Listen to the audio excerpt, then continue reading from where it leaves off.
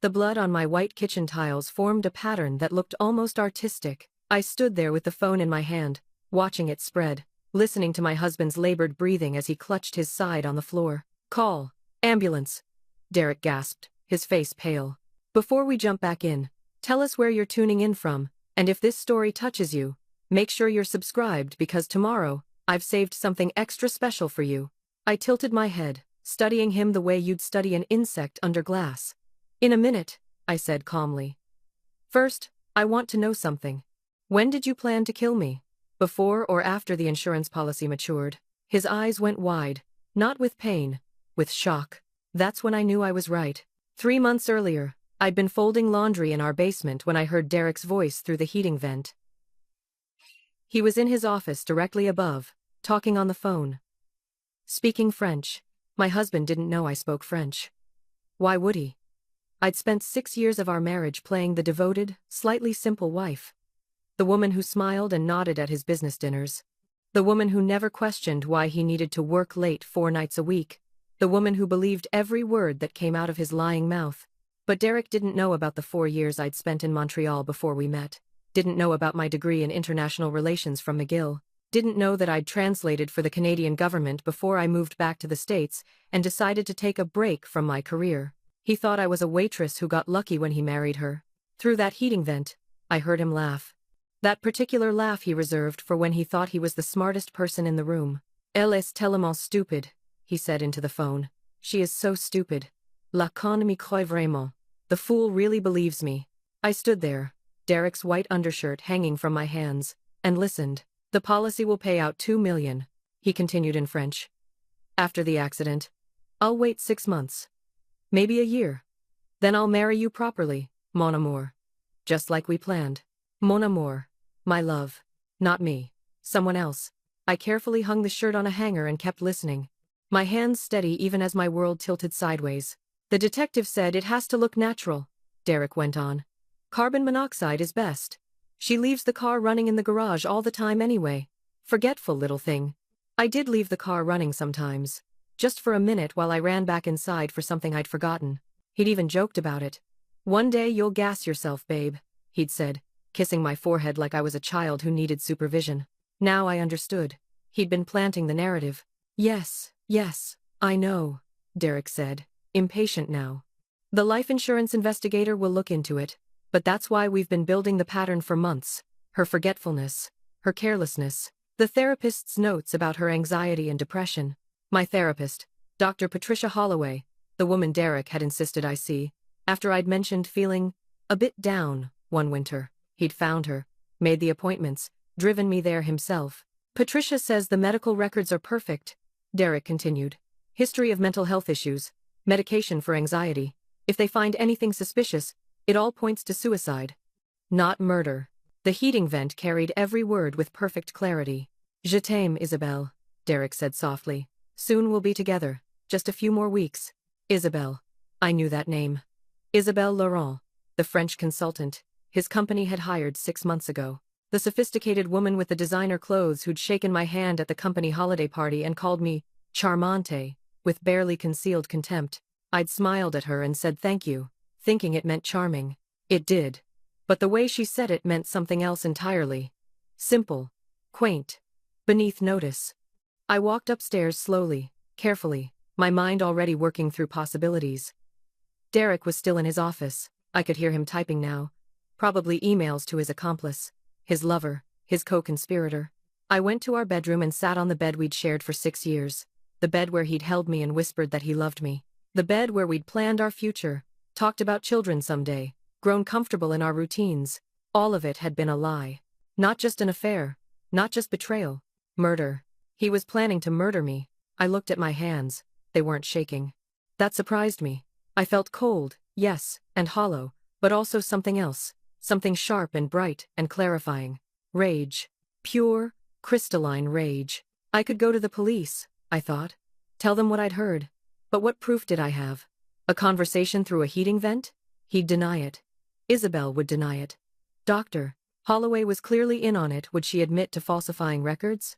And Derek's detective friend, whoever that was, would disappear like smoke. No, the police wouldn't help me. Not yet. Not without evidence. I needed to be smart. Smarter than Derek thought possible. Smarter than he could imagine his stupid little wife could ever be. I opened my laptop and started researching. First, I looked up the life insurance policy. Derek had taken it out 18 months ago, insisting it was responsible planning. I'd signed the papers without reading them carefully. $2 million, just like he'd said. Beneficiary: Derek James Harrington. Next, I accessed our bank accounts. Derek didn't know I had the passwords. He thought I was too confused by finance to bother with such things. I'd played that role well, asking him to explain the mortgage for the third time, looking befuddled by tax documents. What I found made my blood run cold. Derek had been moving money. Small amounts at first, then larger ones. Transferring funds to an account in the Cayman Islands. Over the past year, he'd quietly siphoned off nearly $300,000. Our money. My inheritance from my grandmother, which I'd deposited into our joint account like the trusting fool I'd been. I dug deeper. Found emails in his trash folder that he'd forgotten to permanently delete. Messages to Isabel going back 2 years. Long before they'd supposedly met at his company. The company hadn't hired her. Derek had brought her in, created a consulting position for her, used company funds to pay his mistress while they plotted to kill his wife. The emails were cautious, coded, but clear enough when you knew what to look for. References to the project timeline, and removing obstacles, and restructuring for the future. One email from Isabel, sent 3 months ago. Patricia confirmed the medication dosage will make her drowsy enough. She's been taking it every night, like clockwork. Your forgetful little bird won't even know what happened. My anti-anxiety medication. The pills Dr. Holloway had prescribed. The pills Derek had been so careful to remind me to take every single night. I opened the bottle and looked at the small white tablets. What were they really? What had Patricia Holloway actually prescribed me? I took a photo of one pill and spent the next hour researching. What I found made my hands finally start to shake. Not anti-anxiety medication. Preparing and narrating this story took us a lot of time, so if you are enjoying it, like this video, it means a lot to us. Now back to the story. A powerful sedative, yes, but also something else. Something that, in the dosage I'd been taking, would cause short-term memory problems. Confusion, drowsiness, all the symptoms that Derek had been so concerned about, all the forgetfulness he'd been documenting. He'd been drugging me for months, building a medical history of incompetence and mental decline. I sat there as the sun set outside our bedroom window, my mind racing through everything, every detail of the past 2 years. Every moment that I'd thought was love had actually been calculation. The text message from Derek interrupted my thoughts. Working late again, babe. Don't wait up. Love you. Love you. I stared at those words until they stopped meaning anything at all. Then I flushed the pills down the toilet, every single one of them, and began to plan. If Derek wanted to play a game of deception and murder, fine. But he'd forgotten one crucial thing. I was smarter than he knew. Far smarter. And I had something he didn't have. Nothing left to lose. The first thing I did was continue taking my medication. Every night, Derek would hand me the little white pill and a glass of water, watching to make sure I swallowed it. So I did. I put it in my mouth, took a drink, and swallowed. What he didn't see was how I'd tucked the pill between my cheek and gum, holding it there until I could slip into the bathroom and spit it into the toilet. Instead, I replaced them. I bought identical-looking vitamin supplements and put them in the prescription bottle. If Derek ever checked, and he did, I noticed, counting them periodically, the numbers would match up. Within a week of stopping the real medication, my mind began to clear. The fog I'd been living in lifted. I hadn't even realized how impaired I'd been until I wasn't anymore. I'd lost time. Entire conversations I couldn't remember. Days that blurred together. And Derek had been documenting all of it. I realized. His phone was always out, always recording. Just tracking your health, babe, he'd said when I noticed. So we can show the doctor. Show the investigator, he meant. After I was dead, I started playing my role more carefully. I'd stumble over words sometimes, forget where I'd put my keys, look confused when Derek mentioned something we'd supposedly discussed. You feeling okay? He'd ask, concern dripping from his voice like poison from a snake's fang. Just tired, I'd say. The medication makes me so sleepy. I know, sweetheart, but Dr. Holloway says it's important. You need to keep taking it. I'd nod obediently, and take my fake pill like a good little victim. Meanwhile, I was building my own case. I bought a voice-activated recorder, tiny and discreet, and hid it in Derek's office, another one in his car, a third in our bedroom. I installed hidden cameras in the house, small ones, barely visible, positioned to capture everything, and I waited. I didn't have to wait long. 3 days after I'd started recording, Derek had another phone call with Isabel. This time I didn't just overhear it through the heating vent. I had it in crystal clear digital audio. "The timeline is set," Derek said. "Next Friday. I'll make sure she parks in the garage. Tell her I need her to wait in the car for a minute while I grab something, then I'll close the garage door. She's been so drowsy lately. She'll probably just fall asleep with the engine running. And you'll be at the gym," Isabel confirmed. "Your alibi is solid. 4 different witnesses who'll confirm I was there. The security cameras will show me arriving at 7 and leaving at 9. Plenty of time." "What about the carbon monoxide detector?" "Already disabled.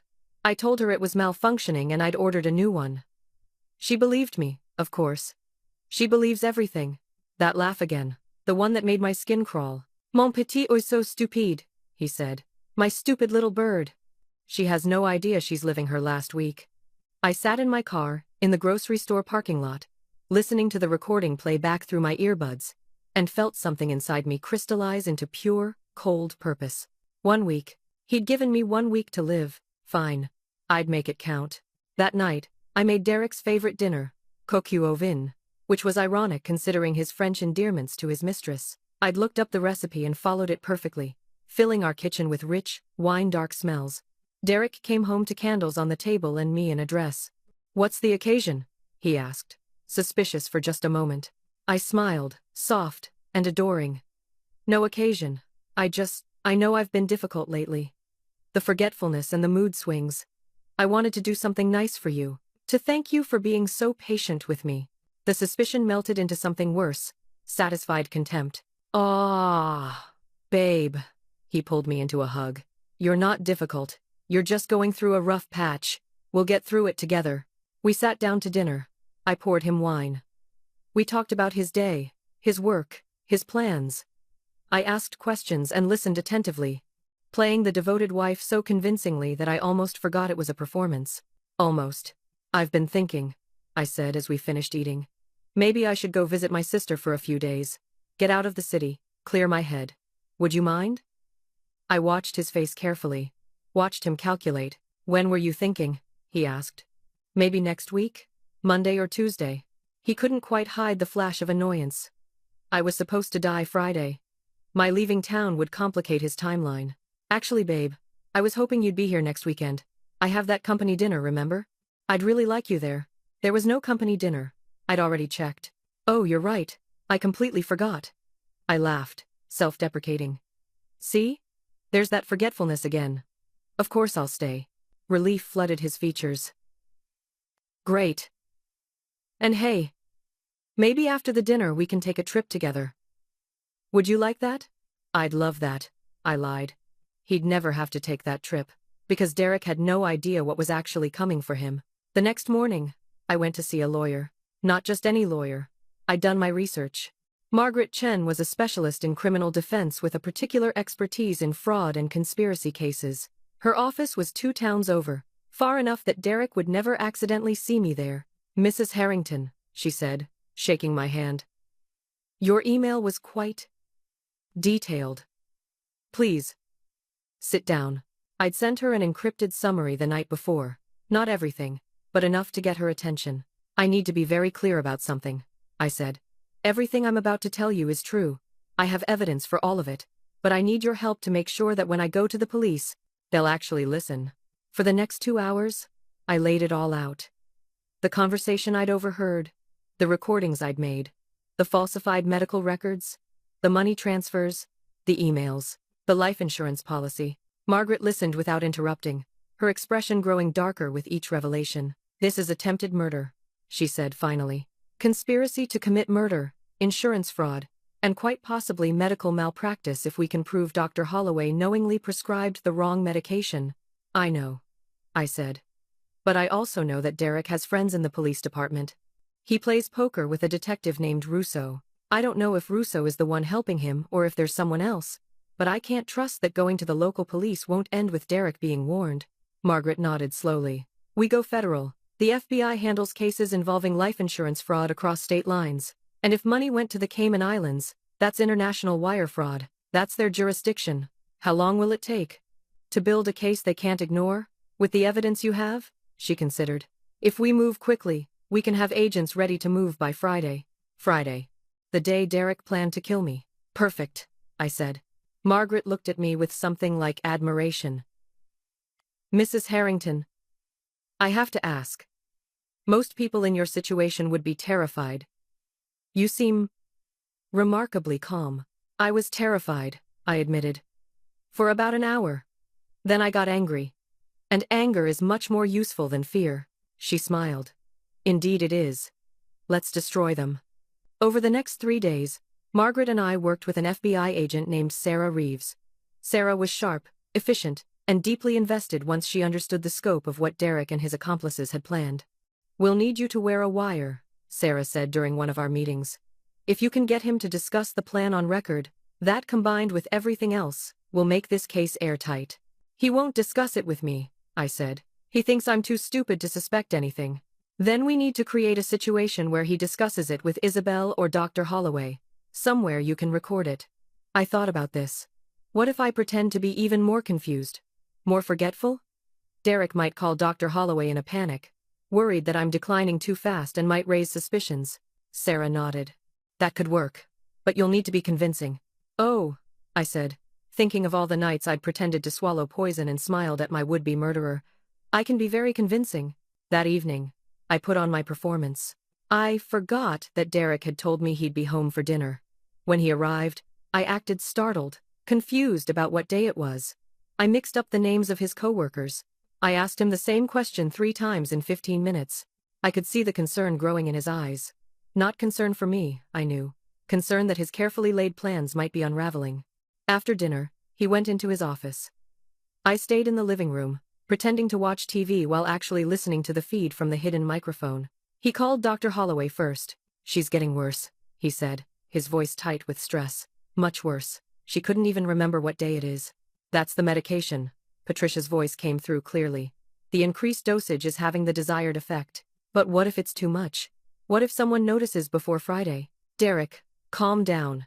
Memory issues and confusion are documented side effects of anxiety medication. If anyone asks, I'll simply say, we're adjusting her dosage. Everything is fine. It better be. We're 3 days out. 3 days, Patricia confirmed. And then your wife will be a tragic accident. You'll be a grieving widower. And Isabel will be very wealthy.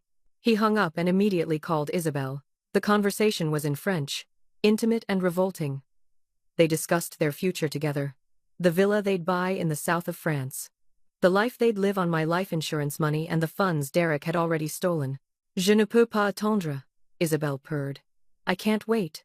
Bientôt, mon amour, Derek replied. Soon, my love. 3 jours, 3 days. I had it all on tape. The next morning, I met with Margaret and Sarah. We listened to the recordings together. This is enough, Sarah said. We have conspiracy to commit murder on tape.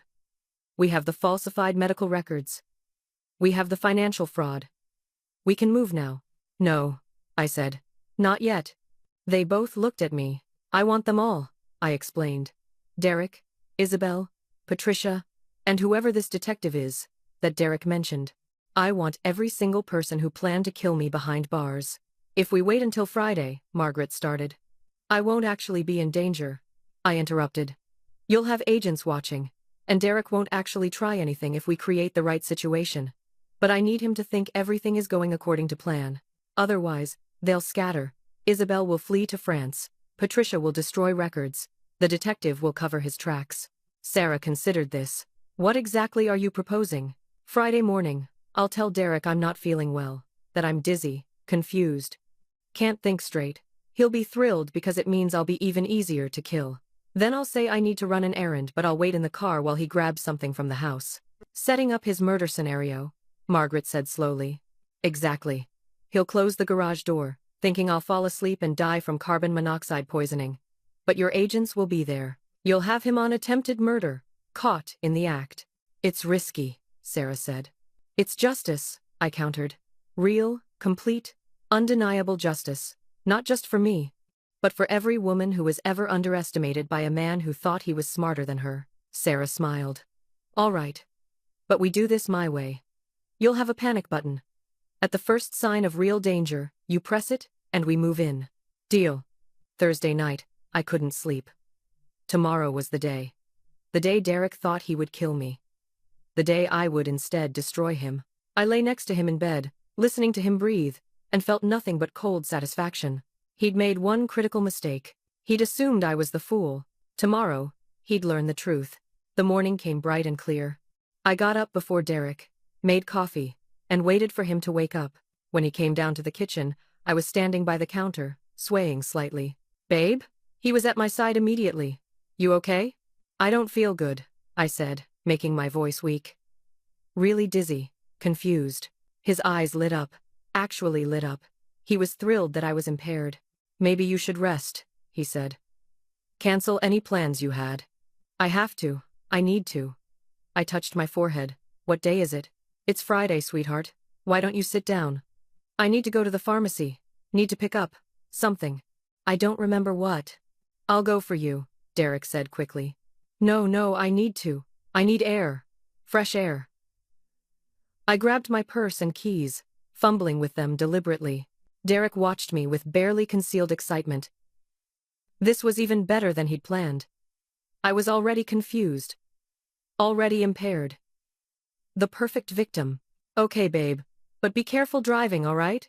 I nodded and headed to the garage. He followed me. This was it. I got into the car and started the engine. Through the windshield, I could see Derek standing in the doorway that connected the garage to the house. I just need to grab something from upstairs, he called out. Wait here for a second, okay? Don't leave yet. Okay, I called back weakly. He disappeared into the house. I heard his footsteps on the stairs. Then I heard the garage door begin to close. The electric motor hummed as the door descended, sealing me inside with my running car. The carbon monoxide detector that Derek had disabled was silent. I sat there for exactly 15 seconds. Then the garage door exploded inward as FBI agents in tactical gear swarmed in. FBI. Derek Harrington. You're under arrest. Through my rearview mirror, I saw them tackle Derek at the top of the stairs. Saw his face go from confusion to shock to absolute horror as he realized what was happening. I turned off my car engine and stepped out calmly. Sarah Reeves was there, pulling off her tactical helmet. You okay? Perfect, I said. We walked together through the chaos of agents securing the scene. Derek was being read his rights, his hands cuffed behind his back. When he saw me, really saw me, his face went white. You, he whispered. You knew? I walked right up to him and smiled. Then I spoke in perfect, fluent French. Tu pensais que j'étais stupide, I said softly. You thought I was stupid. Tu pensais que je ne comprenais pas. You thought I didn't understand. Mais tu avais tort. But you were wrong. The blood drained from his face completely. Touts, temps, I continued. All this time. Chaque mot, chaque plan. Je comprenais tout. Every word, every plan. I understood everything. Derek's legs actually buckled. The agents held him up. She speaks French, he said numbly. She speaks French. Fluently, I confirmed, switching back to English. McGill University. International Relations, top of my class. But you never asked about my education, did you, Derek? You just assumed I was a simple waitress you'd rescued with your proposal. More agents were arriving. I could see them bringing in Isabelle Laurent through the front door, also in handcuffs. She was screaming in French, hysterical. Dr. Patricia Holloway was being loaded into another FBI vehicle outside. And there, being walked out in handcuffs with his badge confiscated, was Detective Anthony Russo. Derek had been right about one thing. He did have friends in the police department, but not anymore. The money, Derek said desperately. The Cayman account. Frozen, Sarah interrupted. Along with all your other assets. Turns out international wire fraud is a serious crime. The life insurance. Also frozen pending investigation. And since you're now a convicted felon, the policy is void anyway. I watched it all sink in. Watched Derek realize that he'd lost everything. His freedom. His money. His future. All because he'd underestimated his stupid little wife. I loved you, he said, and had the audacity to sound like he meant it. I leaned in close. Tu ne m'as jamais aimé. I whispered. You never loved me. Tu aimais l'idée de moi. La femme stupide que tu pouvais contrôler. You loved the idea of me, the stupid woman you could control. Mais cette femme n'a jamais existé. But that woman never existed. I stepped back and nodded to the agents. Take him away. As they dragged Derek out of our house, my house now, I caught sight of Isabel in the other FBI vehicle. Our eyes met through the window. She'd called me charmante at that Christmas party. Simple, beneath notice. I smiled at her and mouthed 2 words in French. Qui rit maintenant? Who's laughing now? Then I turned and walked back into my house, leaving behind the wreckage of Derek's master plan and the beginning of his very long prison sentence. Sarah found me in the kitchen, sitting at the table. How are you feeling? She asked. Ask me that when the trial's over, I said. Fair enough. She sat down across from me. For what it's worth, what you did took incredible courage and intelligence. I just paid attention, I said. That's all. I listened when he thought I couldn't understand. I learned when he thought I wasn't smart enough to know better. You did more than that. You built a case that most trained investigators couldn't have put together. I thought about that. About the months of planning, the careful documentation, the performance I'd given every single day, pretending to be someone I wasn't. Derek taught me something important, I said finally. He taught me that being underestimated is the most powerful weapon you can have. Because when people think you're weak, they show you exactly who they are. Sarah smiled. What will you do now? I looked around the kitchen, the house that Derek had thought he owned, the life he'd thought he controlled.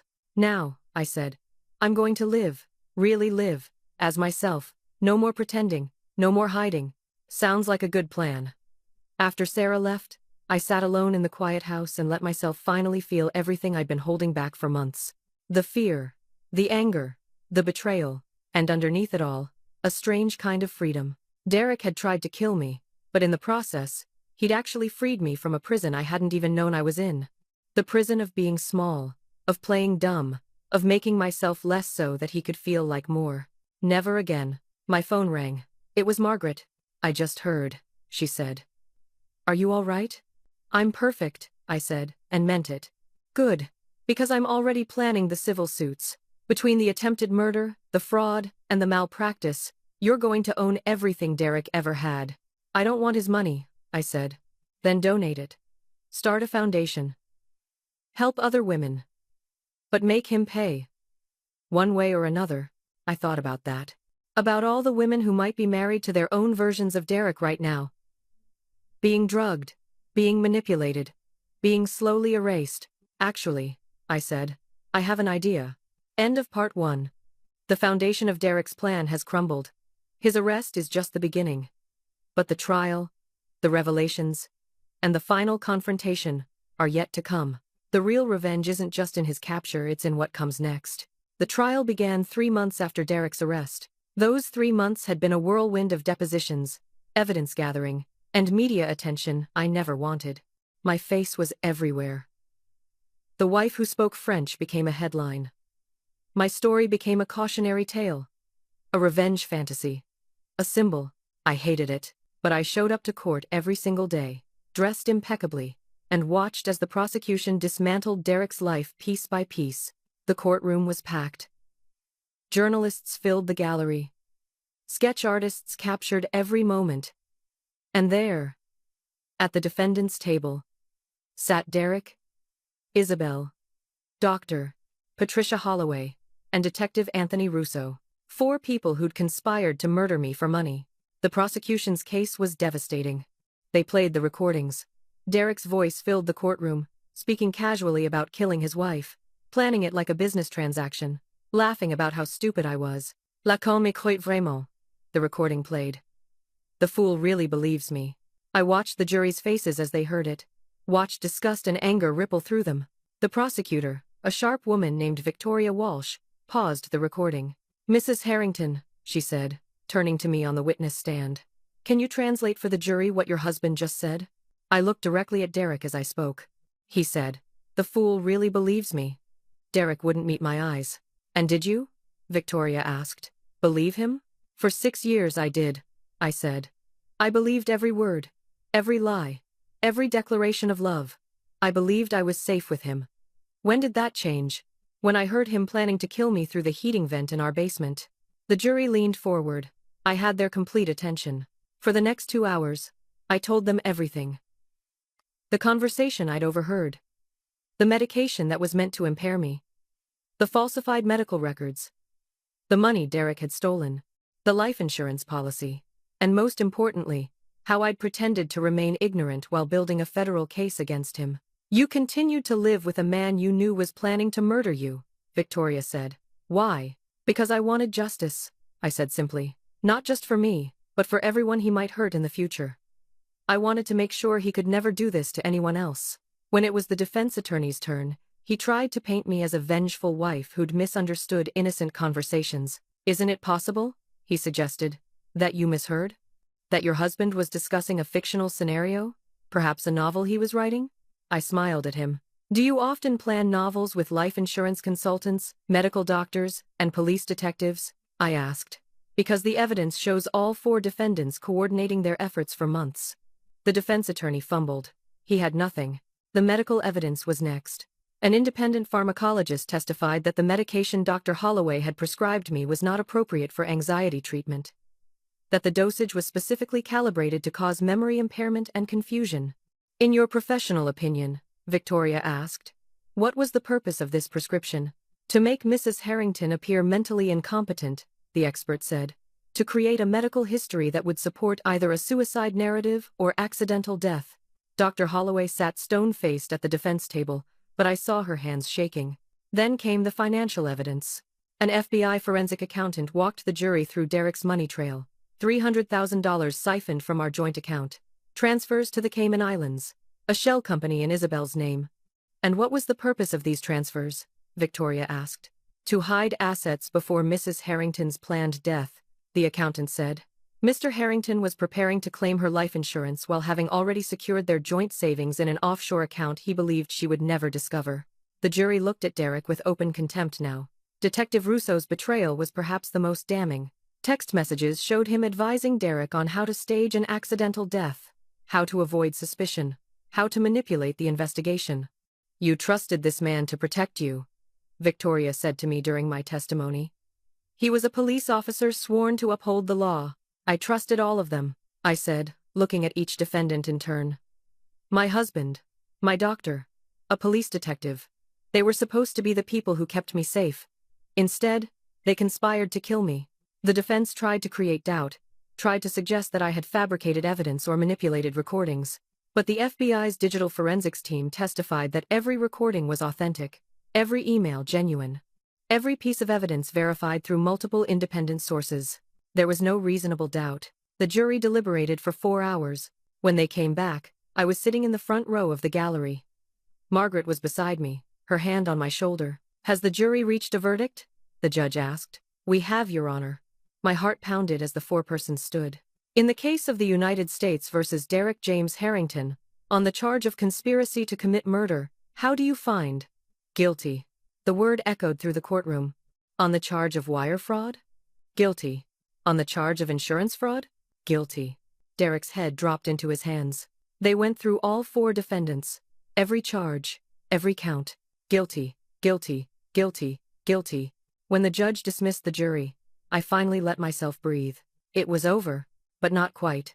Sentencing came 2 weeks later. Derek was facing 25 years to life. Isabel, 20 years. Dr. Holloway, 15. Detective Russo, 30 years for abuse of his position as a law enforcement officer. The judge allowed me to give a victim impact statement. I stood at the podium and looked at Derek for the last time. 6 years, I said. For 6 years, I loved you. I built a life with you. I trusted you with everything I had. My heart, my home, my future. Derek finally met my eyes. He looked hollow, broken. You saw that trust as weakness, I continued. You saw my love as stupidity. You thought I was a fool who would never discover your plan, never fight back, never survive. I paused, letting the weight of my words settle. But I did survive. Not because you failed, but because I refused to be the victim you imagined. You thought you were playing chess while I played checkers, but the truth is, you were playing a game you'd already lost the moment you underestimated me. I turned to the judge. Your Honor, I don't want mercy for these people. They planned my murder with cold calculation. They drugged me, gaslit me, and counted down the days until my death. They deserve every year of the sentences they're facing. The judge nodded gravely. Mr. Harrington, he said, turning to Derek. Your crimes are among the most callous I've encountered in my 30 years on the bench. You violated every vow of marriage, every bond of trust, and plotted the murder of an innocent woman for financial gain. He looked down at his paperwork. I hereby sentence you to 28 years in federal prison without the possibility of parole. Derek's attorney tried to object, but the judge silenced him with a look. Isabel received 22 years, Dr. Holloway received 18, and Detective Russo, who had betrayed his oath as a police officer, received 35 years. As they were led away in chains, Isabel turned and looked at me with pure hatred. I smiled at her and spoke in French one last time. Au revoir, Isabel. Profitez de votre séjour en prison. Goodbye, Isabel. Enjoy your stay in prison. Her scream echoed through the courthouse as the guards pulled her away. 6 months after the sentencing, I stood in front of a brand new building in downtown Boston. The sign above the door read, "The Underestimated Foundation, Supporting Women in Crisis." Margaret stood beside me, along with Sarah Reeves from the FBI, and a small crowd of reporters. Today, I said into the microphone, we open the doors to something I wish I'd had when I needed it most. A place where women can get help when they suspect they're being manipulated, abused, or endangered by people they trust. The foundation offered free legal services, private investigators, secure housing, and counseling. Everything I'd had to piece together myself, now available to women who might not have my resources or my education. The Underestimated Foundation exists because too many people assume women don't notice, don't understand, don't pay attention, I continued. But we do. We see everything. We hear everything. And now, we have somewhere to turn. The funding came from the civil suits I'd won against Derek, Isabel, and Dr. Holloway. Between the settlements and seized assets, I had over $4 million. I kept enough to live comfortably. The rest went to the foundation. After the press conference, Margaret pulled me aside. There's something you should know, she said. Derek's been writing you letters from prison. I'd refused to read them. The prison had been forwarding them to Margaret's office. How many? 63. One almost every day since his sentencing. I considered this. What do they say? Apologies mostly. Claims that he really did love you. That Isabel manipulated him. That he was weak, but not evil. Margaret's expression was skeptical. The last few have been different though. Different how? Angry. Blaming you for ruining his life. Saying you tricked him. That you were the real manipulator. I laughed. Actually laughed. Of course, I said. He can't even accept responsibility in prison. It's still my fault for being smarter than he thought. Do you want me to stop forwarding them? No, I said thoughtfully. Keep them. They might be useful someday. Evidence of his continued inability to accept accountability. Because I knew Derek. Even behind bars he'd be scheming, planning, looking for angles. But I'd always be 10 steps ahead. 3 years after Derek's conviction, I got a call from Sarah Reeves. He's up for parole, she said, without preamble. My blood ran cold. He got 28 years. It's only been 3. His lawyer found a technicality, some procedural issue with the sentencing. They're arguing for early parole review. Can they win? Honestly, probably not. But there will be a hearing, and you have the right to attend and speak. I thought about it. Thought about facing Derek again, after 3 years of silence. When? Next month. But there's something else you should know. What? Derek's been a model prisoner. He's taken classes, gotten his GED. Apparently he never finished high school, which is ironic given how he viewed your intelligence. He's been working in the prison library, mentoring other inmates, positioning himself as reformed, I said. Exactly. His lawyer is going to argue that he's a changed man who's found redemption, and the parole board might believe it. They might, Sarah confirmed, which is why your testimony will be crucial. The day of the parole hearing arrived cold and gray. I dressed carefully, not to impress, but to remind. A simple black suit, my hair pulled back, minimal makeup.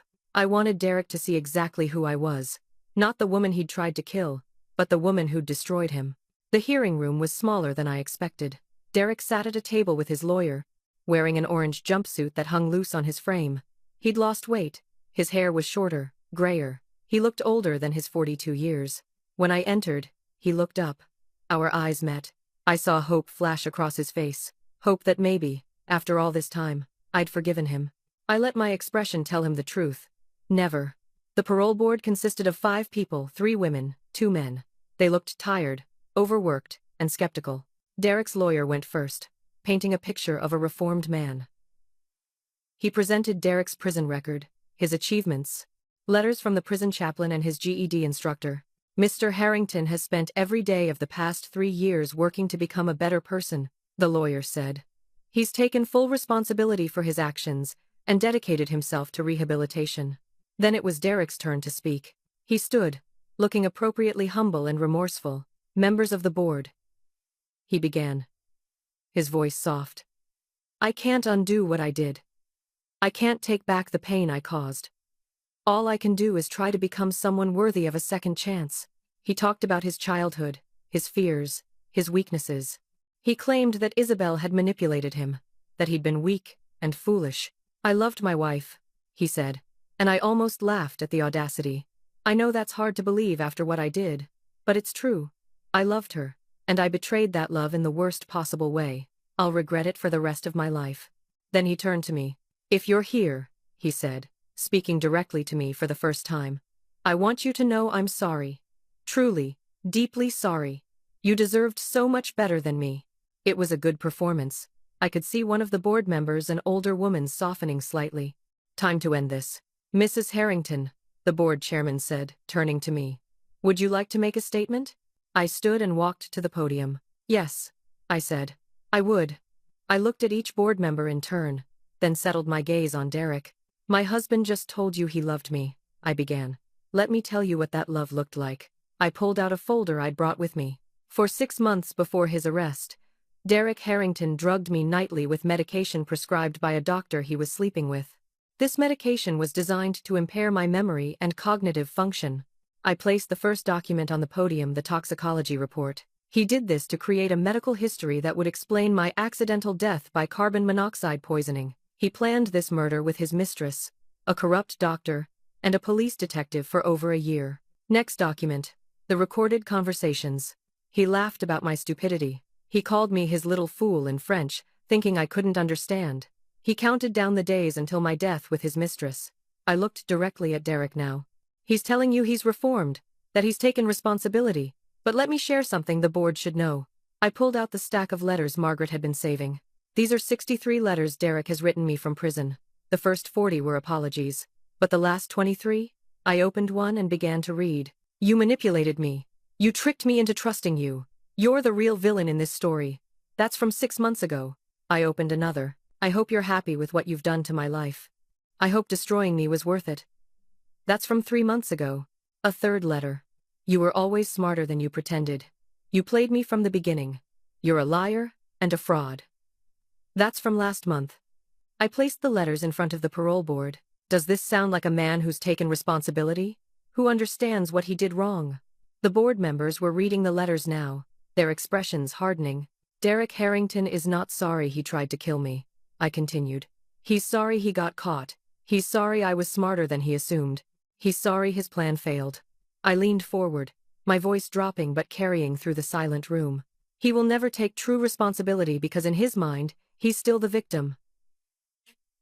I'm still the villain who ruined his perfect murder plot by having the audacity to pay attention. I straightened. If you release him now, you're not releasing a reformed man. You're releasing a man who has spent 3 years in prison perfecting his victim narrative. A man who still believes he was wronged. I turned to Derek one last time. Au nom de toutes les femmes que tu aurais pu tuer après moi, I said in perfect French. Restez en prison, ou tu appartiens. In the name of all the women you might have killed after me, stay in prison where you belong. Derek's face went red, then white. You want to know if he's reformed? I asked the board.